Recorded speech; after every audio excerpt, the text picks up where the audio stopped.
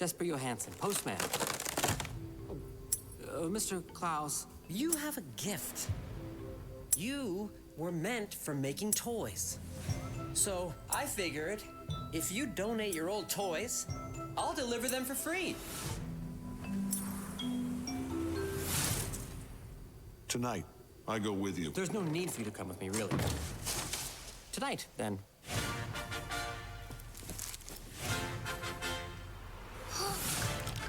Our cousin told us if we write a letter to Mr. Klaus, he'll make us a toy.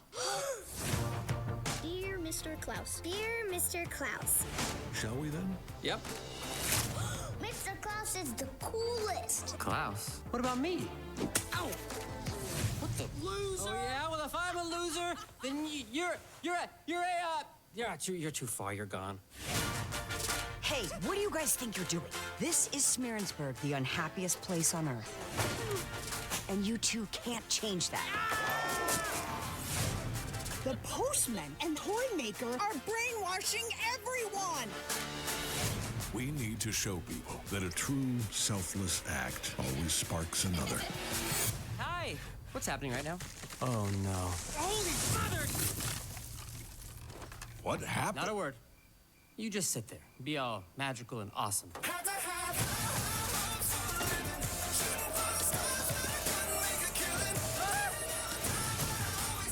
Jesper, we're doing it. Let's go. Oh, oh, oh. Wait. Time out. Really? That's how you laugh?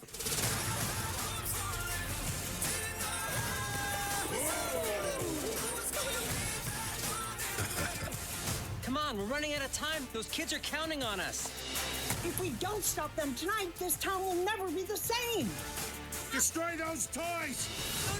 No! Ah! Ha! Eat our snow, you... They're not attached. Why aren't they attached? I thought they were attached. I would never, in a million years, have done what I just did if I didn't think these were attached.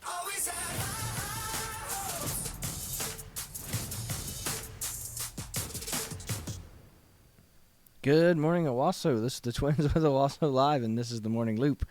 This is our Monday morning movie review, and we are reviewing Klaus. This is actually an older movie. 2019 was when it was released. Mm-hmm. And this is kind of one of those movies. Again, I'm an adult. I don't have kids yet, but it's kind of one of those movies that flew under the radar on me. But again, it's because it's released to a streaming service. Unless you have that specific streaming service, you're not going to really hear about that. I guess the one thing that kind of broke out was like Stranger Things on Netflix. Mm-hmm.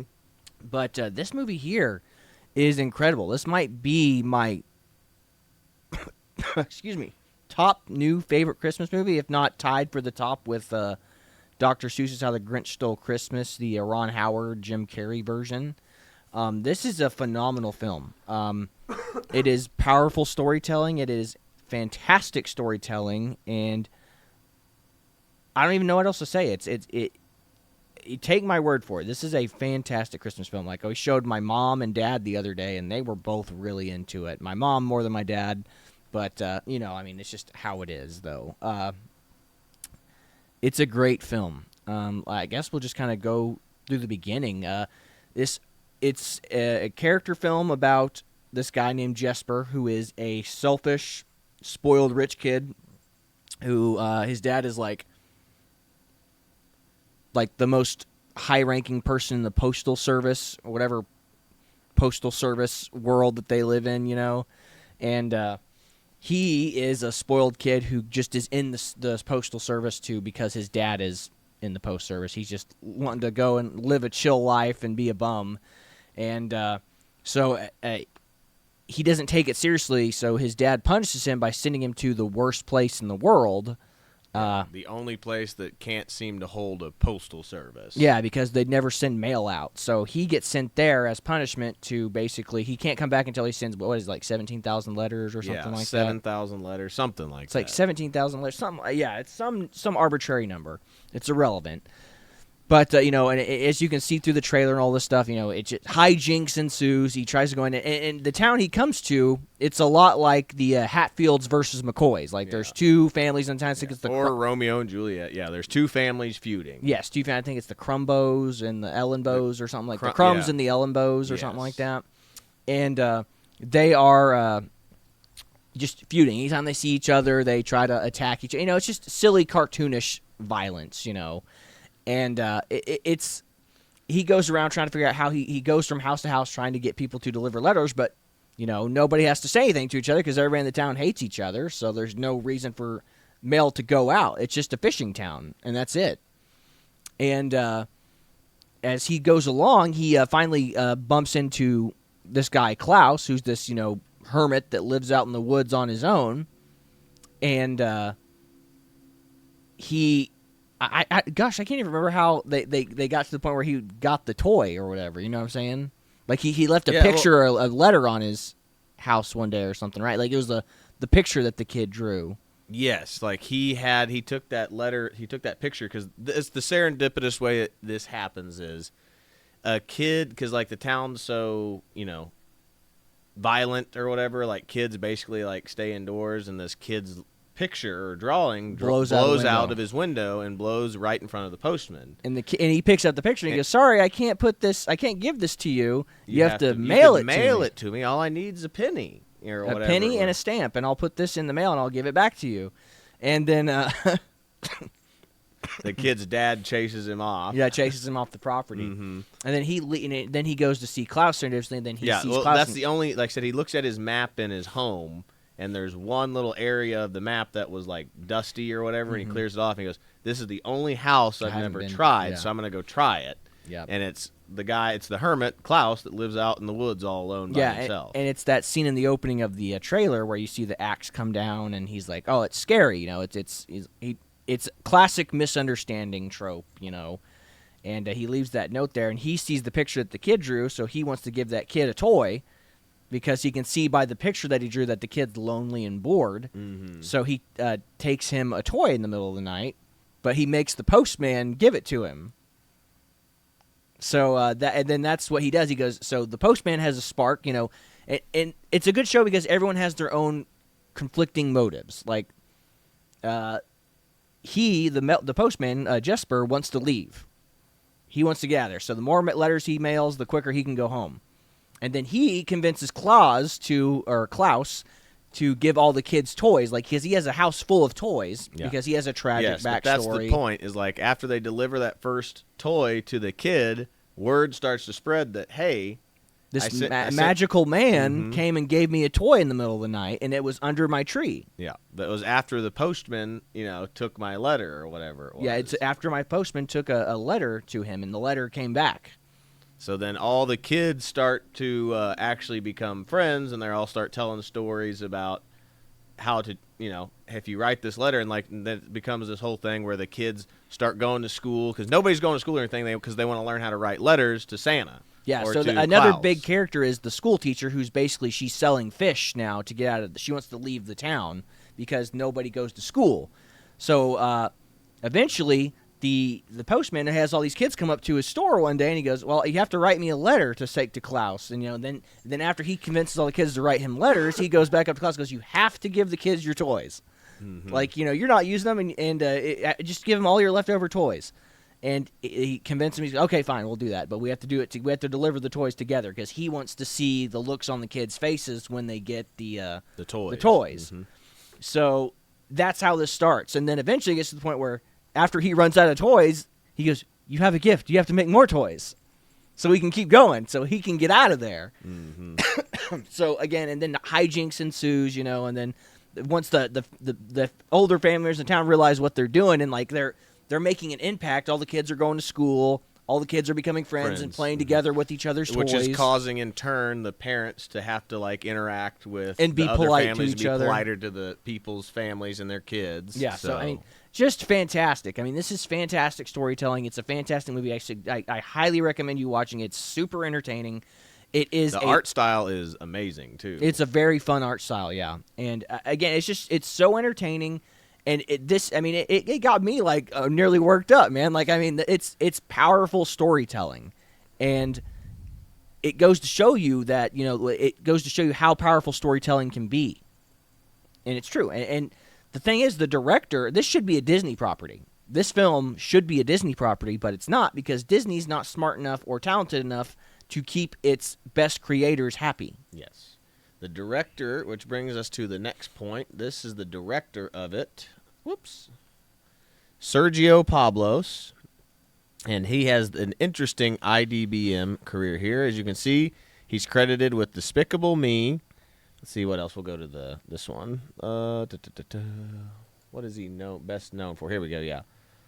Klaus, Despicable Me, Treasure Planet, and Rio are his most known titles. Mm-hmm. And let's see. Writer, it said director. Which ones did he direct? Yeah, Klaus, I Am Mean. I don't see the other directing one. What's the other one you've directed? This is why IDBM is so weird. Yeah, but he was basically a character designer at Disney. Yes, correct. And again, if Disney was smart and talented enough to keep its writers and character designers happy, we would still be in the golden age of Disney. But it's not. I mean, Disney has, Disney doesn't give a dang about its employees. They've turned into a profit-driven. Like, look, and you have to make profits. I get it, but like, this movie is fantastic, and I mean, it should have the Disney logo stapled on it, but it doesn't. Yep. Said, but as you can see here, his filmmaking credits are Despicable Me, the original story, so he came up with the story concept of Despicable Me.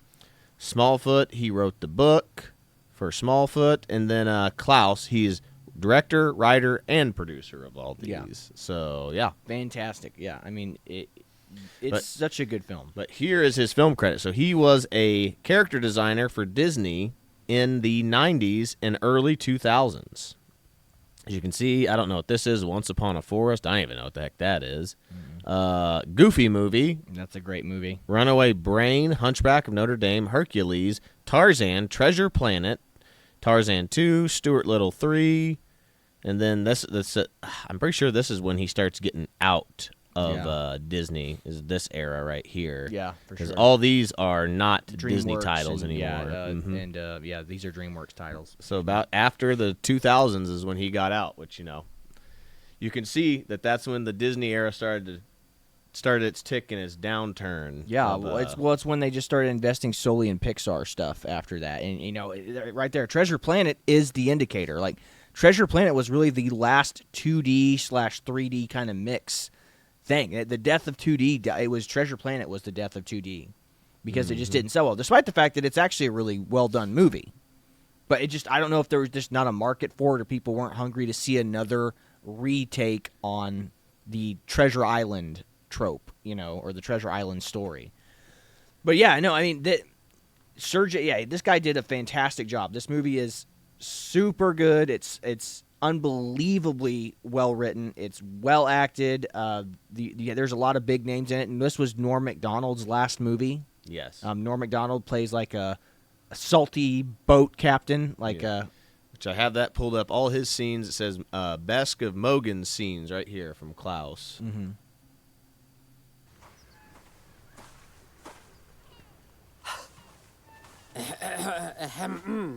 You go back to the intersection, you make a left at the dead tree, you're welcome. What? No, I'm not lost. Trust me, you are. Haha, funny. Say, nice boat. Any chance we might actually get on it today? What was that? New Postman, Smearensburg, which is on an island which is surrounded by water, which I need a boat to get to, which you have. Are we starting to connect the dots?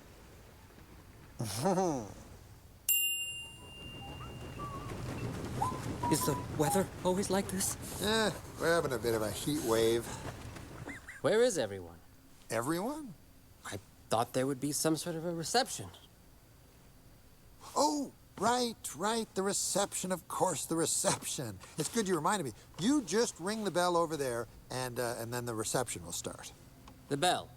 Yep, give it a go. And they'll come out. Why, they'll have a band, hors d'oeuvres, and the key to the city, all that reception stuff. Really? Out here? Why, of course. Well, it's not every day they get a brand new postman from the big city.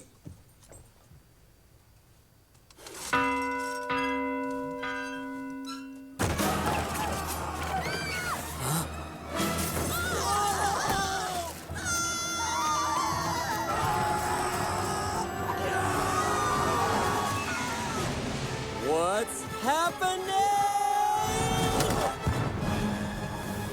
All right, I'm gonna just take a wild guess here. You are the latest mailman, and the ferryman tricked you into ringing the battle bell. Ah, there you are. I wondered where you'd scurried off to. Come on, sport. What happened here? Oh, colorful local traditions, quirky folklore, that kind of thing, all part of this quaint town's vibrant culture.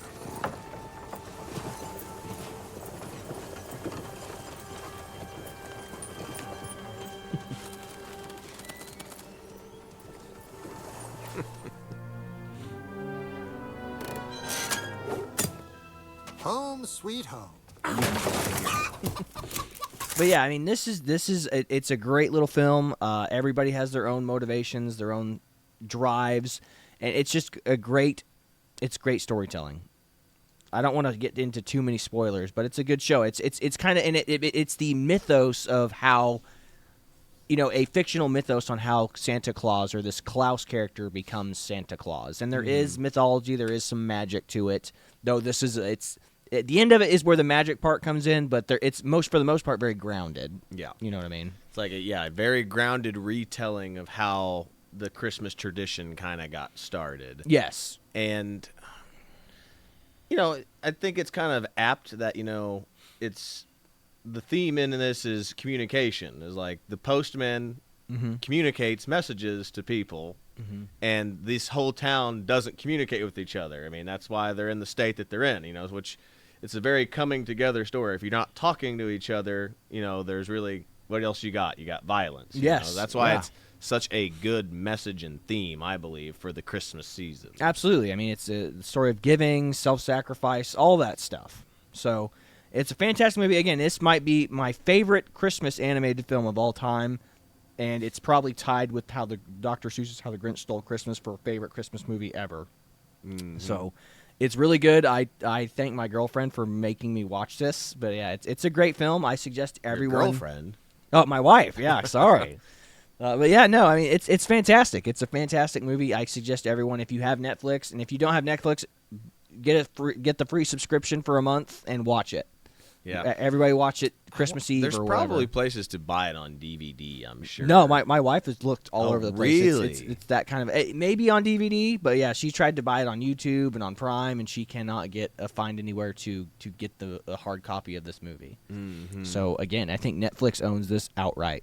So wow, that's a shame. Yeah, because this is worth it. So this is a worth it movie, that's for sure. Absolutely. But so the only thing I have, which I'll probably end us out, is this is the original teaser that was made for this. Kind of like Deadpool, where they released that animated trailer of him fighting all those guys. Yes. That's kind of what this teaser that I have pulled up, which will end the show with it. So don't get spooked. That's not the guys. It's not. They got a different actor for the actual this is the voice. proof of concept. Like Sergio put this trailer out to show that a proof of concept for what he was trying to do, and Netflix was like, "Yep, we'll take it. We'll take it. We will give you whatever funds you need to make this." Yeah, and I'm glad that they did. Absolutely. Because I think this was already made. I think they just wanted the sole distribution rights. Sure. I'm sure. Again, this is their why would you keep people's subscriptions services? Well, make it a family tradition to watch Klaus every year. You know what I mean? That's what they're going for. So anyway, that's what I've got for you today. This is the Twins with Owasso Live. This was the Morning Loop, or our Monday morning Ruby review. So thanks for watching, and God bless you. We'll see you on the next one. See you later, everybody.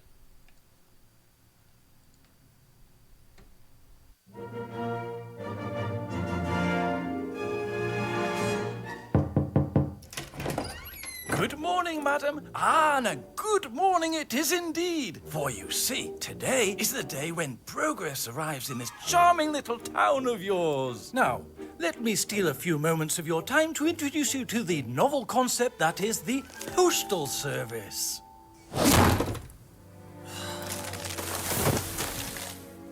It's been 176 days. 176 days since I arrived in this godforsaken place in the middle of nowhere. Ah, I can see that you're an intelligent fellow. Obviously, I've come to the right... No, wait! Ah! All you have to do, they said, is set up a working post office over there and return home a conquering hero. Piece of cake. Ha!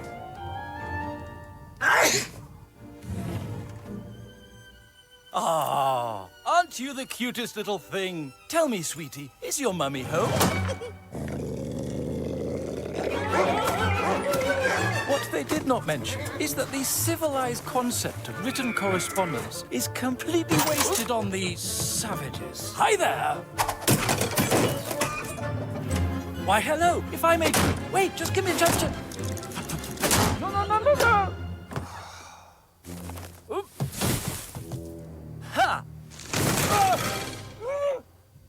So here I am, trapped forever in this inhospitable pit of a town, with no hope of ever escaping. I need something big, something extraordinary, some miracle that will get these people to start writing some letters.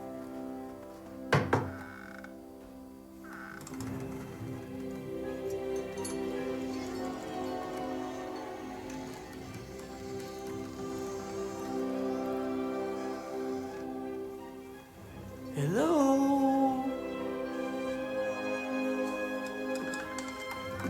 Yeah, it's gonna take nothing short of a miracle.